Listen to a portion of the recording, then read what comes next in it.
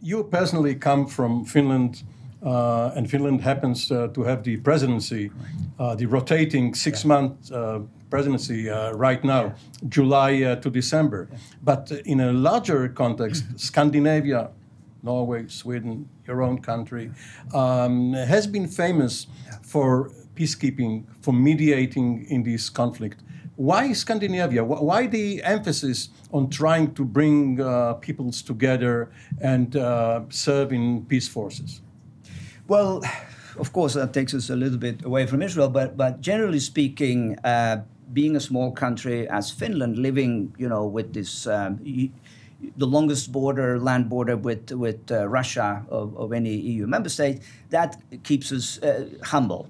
It teaches us a lesson, and that is that we have to adapt, we have to build bridges, we have to act diplomatically.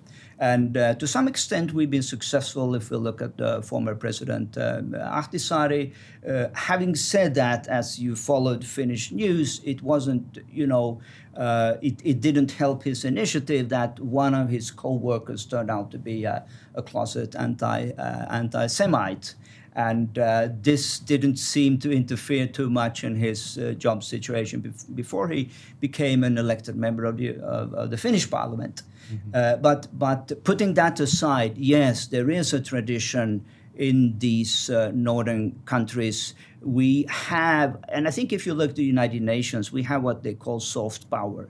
And I think Sweden is even a better example. If you look at the history of the UN, the first Secretary General, the first being Norwegian, by the way, and the second then Swedish. And you look at the role of Raoul Wallenberg, and for that matter, Emil Sandström, who was the chairman of the Partition Committee, which really paved the way for the Jewish state in 1947 and 1948. Well, just to put things a little bit separate, of course, Norway is not part of the European Union. Finland is, and I do think that Finland and Israel do have a lot of similarities when we're talking about somewhat small countries in the midst of bigger adversaries in the region.